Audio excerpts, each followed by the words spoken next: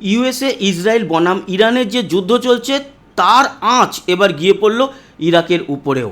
ইরাকে মুহুর্মুহু গোলাবর্ষণ হলো, ইরাকের মাটিতে আঘাত হানল মার্কিন বিমান বাহিনী। সেই খবর যেরকম রয়েছে তার সাথে এটাও খবরের মধ্যেই যে ইরানে আপাতত বিদ্যুৎ কেন্দ্রগুলিতে আঘাত আনা হবে না।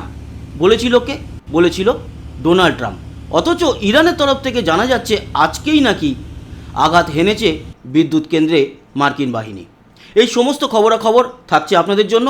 তবে শুরুতেই বলে রাখি, দ্য বেঙ্গল টিভি চ্যানেলের বন্ধুরা যদি দেখেন এই ভিডিওটা দেখার সময় নিচে সাবস্ক্রাইব বাটনটা কালো হয়ে রয়েছে, তাহলে অবশ্যই সেটাকে ক্লিক করে দিয়ে আমাদের সঙ্গে জুড়ে যাবেন।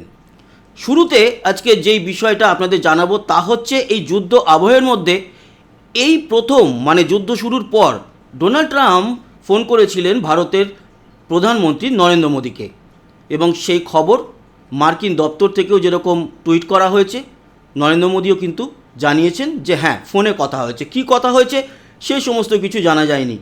এটাই ছিল আজকের খবরের শুরু, এবং এটা খুব তাৎপর্যপূর্ণ এই সময়ে দাঁড়িয়ে যেখানে হরমুজ প্রণালী এক প্রকার অবরুদ্ধ, সেখানে সব দেশই বিপদে, আর ভারতের প্রধানমন্ত্রীর সঙ্গে কথা বলা ডোনাল্ড ট্রাম্পের খুবই কিন্তু একটা ইঙ্গিতপূর্ণ ঘটনা এই মুহূর্তের। তাই বিষয়টা আপনাদেরকে জানালাম। এবার চলে আসি প্রথম খবর। এবার ইরাকের মাটিতে বিমান হামলা চালালো আমেরিকা। নিহত হয়েছে 15 জন এবং আহত 30 জন। পিএমএফ পপুলার মোবিলাইজেশন ফোর্সেস, এটি হচ্ছে ইরানের যে শিয়া সম্প্রদায় তাদের সমর্থিত একটি গোষ্ঠী। তারা কিন্তু গত কয়েকদিন আগেই 21 মার্চ মার্কিন কূটনৈতিক কেন্দ্রে ড্রোন হামলা চালিয়েছিল। তারই বদলা হিসাবে মনে করা হচ্ছে ইরানের এই সমর্থিত গোষ্ঠী যারা ইরাকে রয়েছে বা ইরাক থেকে তারা অপারেশন চালায়, সে পিএমএফ, তাদের উপরে ভয়ঙ্কর কিন্তু অ্যাটাক করা হয়েছে, বিমান হানা চালানো হয়েছে, সেখানে 15 জন নিহত হয়েছে, আহত হয়েছে 30 জন। আর এই ঘটনাটি ঘটেছে আজ ভোররাত থেকে সকালের মধ্যে। শোনা যাচ্ছে অনেকগুলো লোডেড বিমান উড়ে গিয়েছিল ইরাকে, এবং মুহুর্মুহু গোলা বর্ষণ করে তারা আবার ঠিকঠাক মতো তাদের বেসে ফিরে এসেছে। যদিও অফিসিয়ালি জানা যায়নি সে বিমানগুলো কোথা থেকে উড়েছিল, তবে কুয়েত কিংবা কাতার থেকে উড়েছিল বিমানগুলো, এরকমটাই মনে করছে কিন্তু বিশেষজ্ঞ মহল। তারপরের যে খবরটা, ইরানের ইস্পাহান বিদ্যুৎ কেন্দ্রে হামলা চালিয়েছে আমেরিকা। গতকালকেই ডোনাল্ড ট্রাম্প কী বলেছিল যে আগামী 5 দিন এই বিদ্যুৎ কেন্দ্রগুলোতে আঘাত হানা হবে না। তাদের সঙ্গে ইরানের যে আলোচনা তা নাকি বেশ ফলপ্রসূ হচ্ছে, বেশ পজিটিভ, তাই আপাতত হামলা নয়। কিন্তু ইরানের একটি নিউজ সংস্থা ফার্স নিউজ তারা দাবি করেছে যে খোরম শহরের 2টি বিদ্যুৎ কেন্দ্রে হামলা চালিয়েছে আমেরিকা, এবং তার সাথে এটাও লিখেছে কথা দিয়ে কথা রাখতে পারেনি ডোনাল্ড ট্রাম্প। তবে আমেরিকার তরফ থেকে এই হামলা করার যে সত্যতা সেটা কিন্তু এখনও পর্যন্ত স্বীকার করা হয়নি। অন্যদিকে ইরানের তরফ থেকে একটা কথা বলা হয়েছে, কি বলা হয়েছে, যে ইরানের সঙ্গে নাকি ব্যাক চ্যানেলে আমেরিকার কথাবার্তা চলছে এবং সেই আলোচনা নাকি অনেক পজিটিভ। ইরান অস্বীকার করছে, ইরান বলছে যে না, তাদের সঙ্গে নাকি কোনো আলোচনাই হয়নি, এরকম জানা যাচ্ছে। তবে ভারতের সঙ্গে যে আলোচনা হয়েছে আজকে, সেটা তো আমরা শুরুতেই বললাম। ইরানের মিসাইল ভান্ডারে কিন্তু এবার ঘাটতি দেখা যাচ্ছে।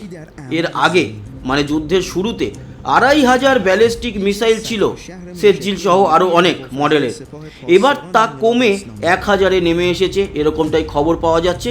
একটি মিসাইল ভান্ডার যে তাদের ছিল, সেই ভিডিও পোস্ট করা হয়েছিল আজ থেকে 1 বছর আগে 2025-এ যখন ইরানের উপরে হামলা চলেছিল সেই সময়কার।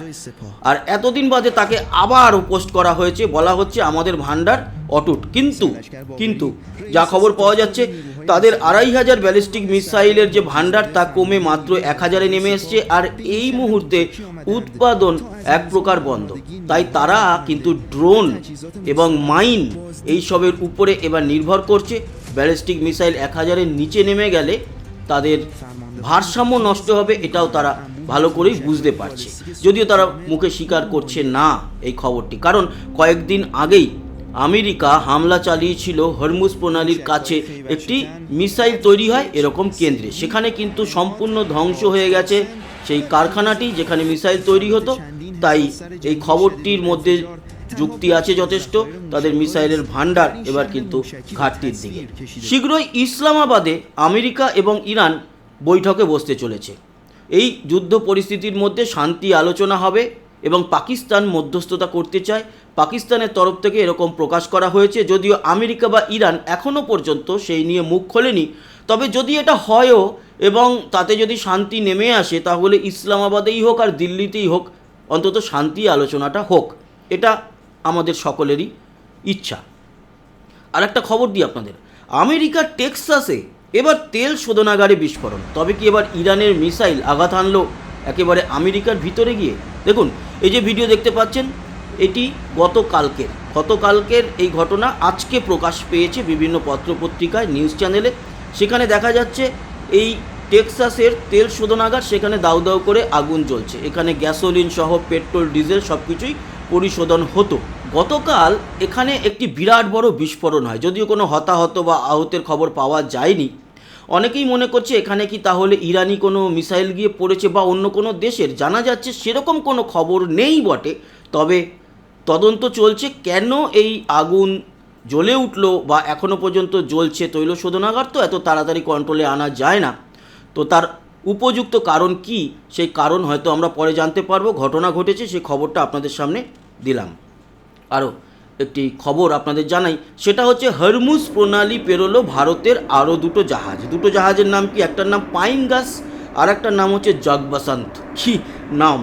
জগবসন্ত ঠিক আছে, পাইন গ্যাস কীরকম না নামটা, যাই হোক। তো গতকালকেই আমরা জানিয়েছিলাম যে ইরান একটা ফি নিচ্ছে সব দেশের কাছে তাদের জাহাজ ছাড়ার জন্য, যেটা $2 মিলিয়ন এবং ভারতীয় মূল্যে সেটা 18 থেকে 19 কোটি টাকা। এই যে দুটো জাহাজ অনেক দিন ধরে আটকে ছিল ইউএর শারজার কাছে এবং সমুদ্র বন্দরে অনেক দিন আটকে থাকার পর অবশেষে ইরান কিন্তু ছেড়ে দিয়েছে এই জাহাজগুলোকে, কোনো রকম আটকায়নি।